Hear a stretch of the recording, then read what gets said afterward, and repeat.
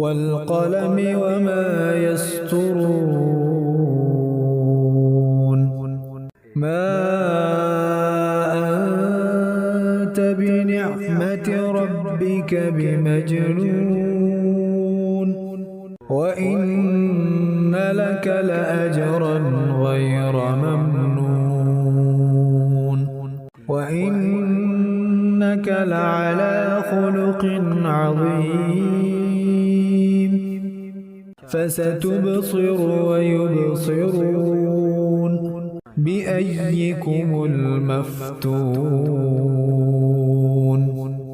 إن ربك هو أعلم بمن ضل عن سبيله وهو أعلم بالمهتدين فلا تطع المكذبين ودوا لو تدهن فيدهنون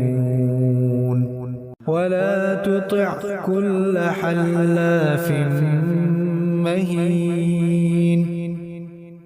هماز مشاء بنميم مناع للخير معتد أثيم عتل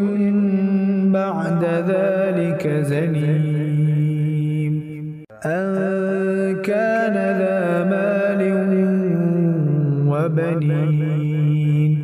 إذا تتلى عليه آياتنا قال أساطير الأولين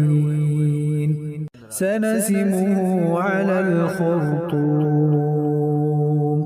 إنا بلوناهم كما بلونا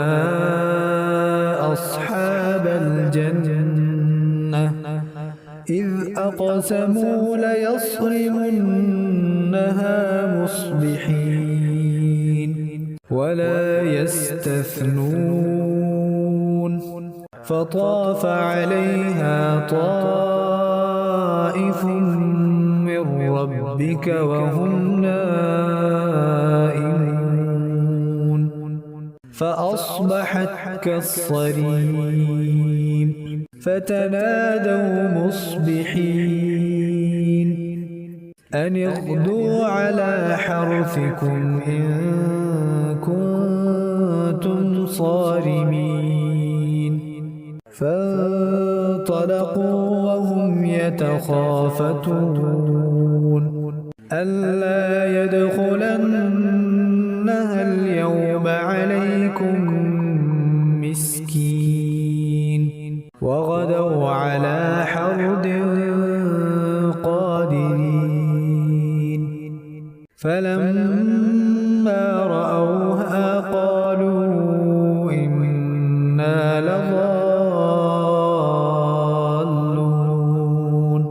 بل نحن محرومون قال أوسطهم ألم أقل لكم لولا تسبحون قالوا سبحان ربنا إنا كنا ظالمين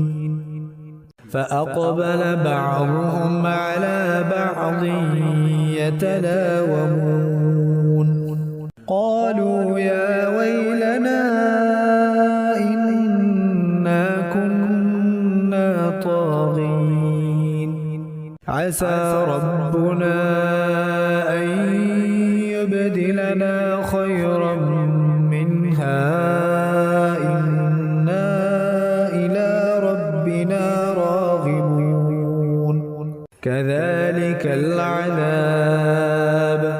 ولعذاب الآخرة أكبر لو كانوا يعلمون إن للمتقين عند ربهم جنات النعيم أفنجعل المسلمين كالمجرمين ما لكم كيف تحكمون أم لكم كتاب فيه تدرسون إن لكم فيه لما تخيرون أم لكم أيمان علينا بالغة إلى يوم القيامة إن لكم لما تحكمون سلهم أيهم بذلك زعيم أم لهم شركاء فليأتوا بشركائهم إن كانوا صادقين يوم يكشف عن ساق ويدعون إلى السجود فلا يستطيعون خاشعة أبصارهم ترهقهم ذلة